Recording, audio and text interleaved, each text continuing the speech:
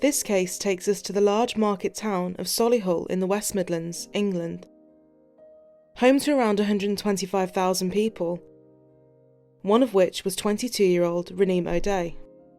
Fleeing the war zone in Syria, she had moved to England with her 2-year-old son to meet her mother Khaola and stepfather Mohammed, who had been living in Solihull for 16 years.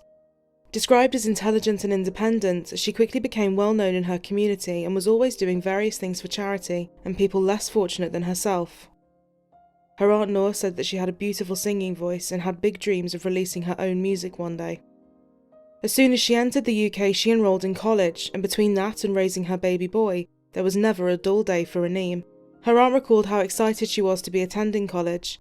It was a fresh start for her and her son, and she couldn't wait for what was to come.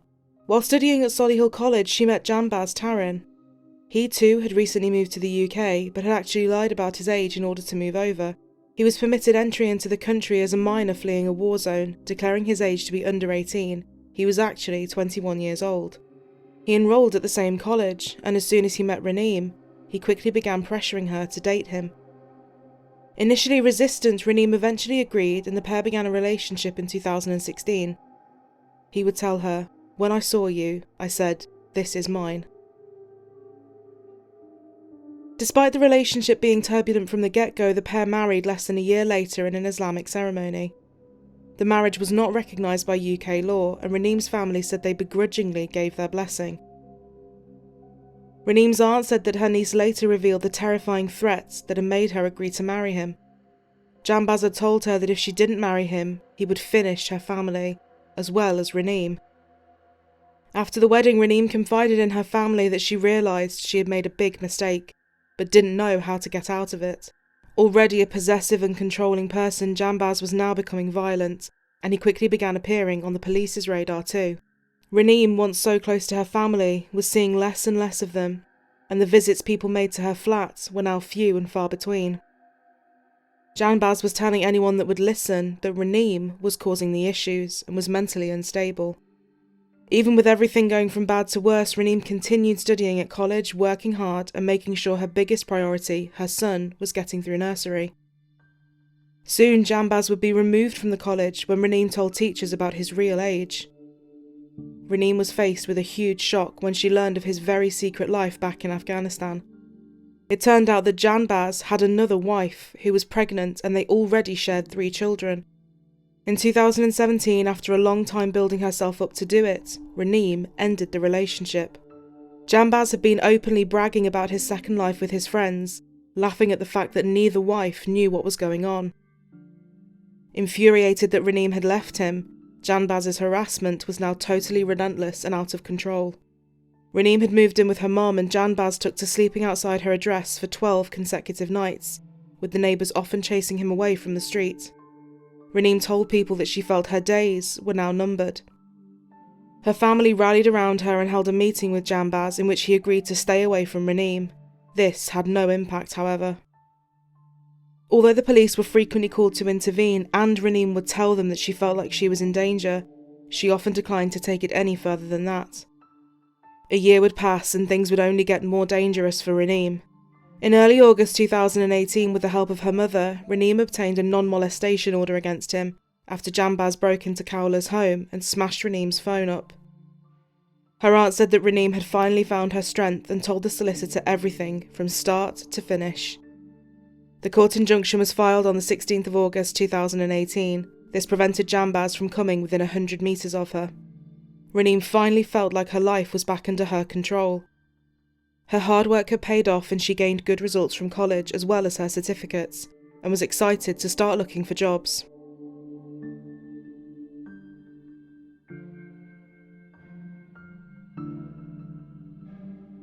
Raneem and Khaola spent the day visiting family, shopping and ending up in a shisha lounge in the evening.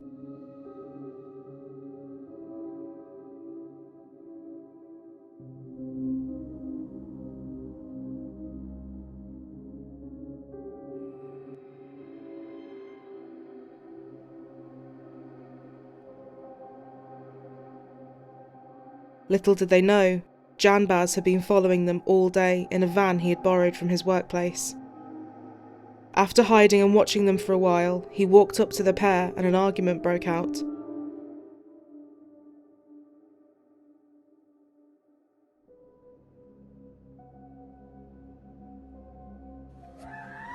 He snatched Raneem's phone from her and hit Khaola before she hit him back.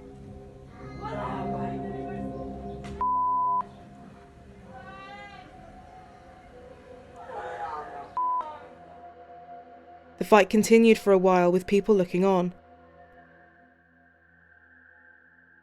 Janbaz was eventually escorted out of the restaurant and set off in his van.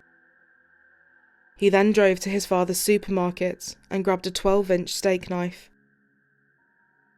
After the fight at the shisha bar, Raneem called 999. She told police that despite the court order against him, Janbaz had followed her there and assaulted her and her mother. This court order, unfortunately, could not be found on the police's system. Raneem said that she felt her and her mother were unsafe and that they needed help. Where should they go and what should they do? After this, Raneem and Khaola were also asked to leave the restaurant as well, and they waited outside on the streets for the police to arrive.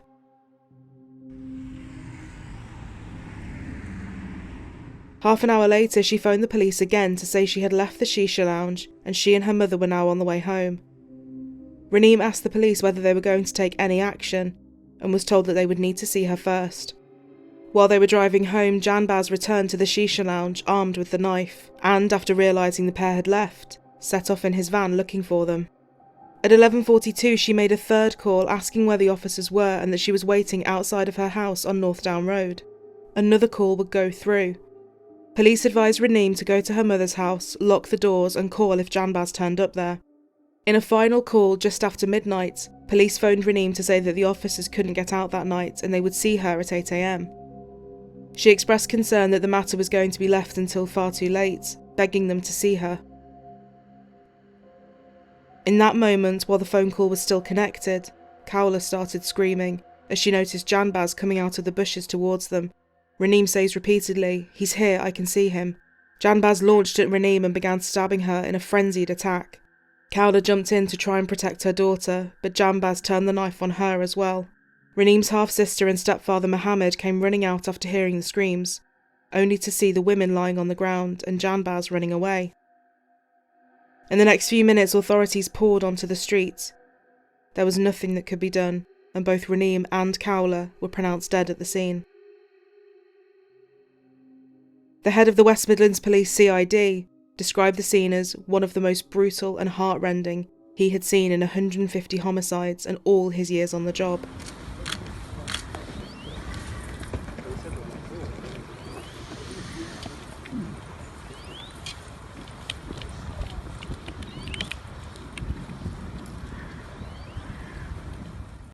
Neighbours were now coming out of their homes reporting to have been woken up by the noise, with some saying they saw a man driving away in a white van. It's very terrifying. We heard some voices. We thought it was a fox or something, animals. She was a lovely woman. She was a lovely woman. She was quiet. They argued quite a lot, near enough every day. There was arguing, like her screaming, asking, shouting for help. The little boy crying on the balcony, to shame. She was really quiet. She just started to come out of her shell. She was saying, "Hello, you all right?" When she was with him, she wouldn't speak. She'd put her head down. But yeah, she was quiet. And I know people have their arguments, but this is just a shock. It's too close to home. Janbaz had discarded his bloody clothes and knife before changing into a red jacket and shaving off his beard. Just a short while after attacking Raneem and Khaola, he was captured on CCTV in a takeaway called Pepe's on Beerwood High Street, calmly ordering some food.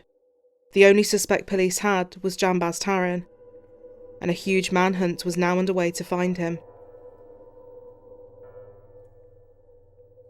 We are working with Crime Stoppers to offer a £5,000 reward to anybody who might be able to help us with information that leads to the detention of Mr. Taran. If anybody has information, if they supply it to Crime Stoppers and it comes to us and results in his arrest, then that reward will be forthcoming. So two things that I really want to get across. The first is to Mr. Taran personally, if he's watching this.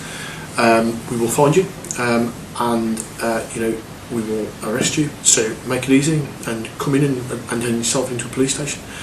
And also to anybody who might be working with or assisting Mr. Taran, you're probably committing criminal offences. We will find Mr. Taran, but we'll also find you. So don't put yourself in that position. If you have information, ring Crime Stoppers or ring the police, and we will move to locate and detain him. Police were using everything at their disposal to try and track him down, including a £5,000 reward, and they dramatically increased their presence around certain areas to, in their words, provide community reassurance. Janbaz's van was soon located and forensic analysis quickly began on it.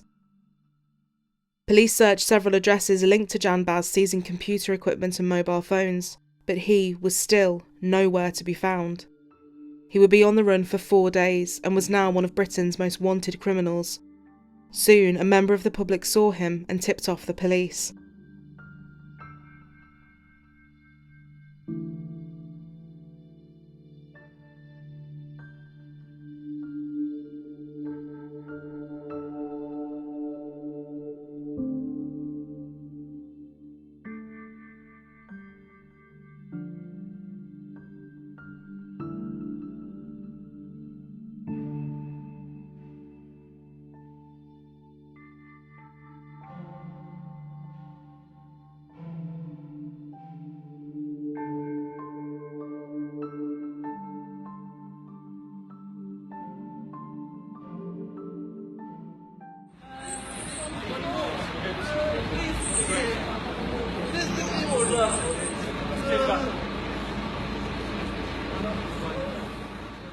Officers detained him in an alleyway using pepper spray, and finally, they had Janbaz in handcuffs. That's it. Yeah, it's not going to wash it out. Right? Open your eyes. Watch your head. Move the seat. Put your legs in first. The amount of phone calls Raneem had made to the police that night was concerning to the public, and people wanted answers as to why no one came out. We received a phone call from the victim in this offence, and we responded to that phone call, but sadly by that time the victim had moved on.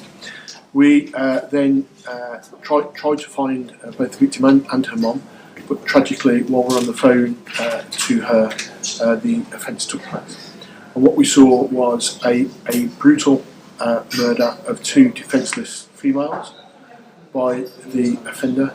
This was a pre-planned, premeditated attack where the offender had sought the victims out, he had armed himself, he had chased them down, and when he found them, he inflicted horrendous levels of violence on them that nobody could have survived. So this was a really cowardly, vicious, brutal attack. It's undescribable. It's a nightmare, however we can call it. You know, it's heartbreaking. Where Raneem? He says, where is Raneem? Where Raneem? Raneem.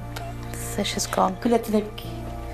He says, where is she? Then he goes, oh, she's gone. بحتتي Raneem. 2 loved ones gone on one night, and we were all wondering why. You know, what was the need to take 2 lives of two beautiful personalities? Raneem was known to the authority months and months before that murder happened, as she's been in a violent relationship. We want to know why they were let down by the authorities, why they were let down by everybody on that night, and we make sure that doesn't happen to other vulnerable women. The police said they had done their absolute best. On the 8th of September 2018, Raneem and Khaola were laid to rest in a joint service attended by hundreds.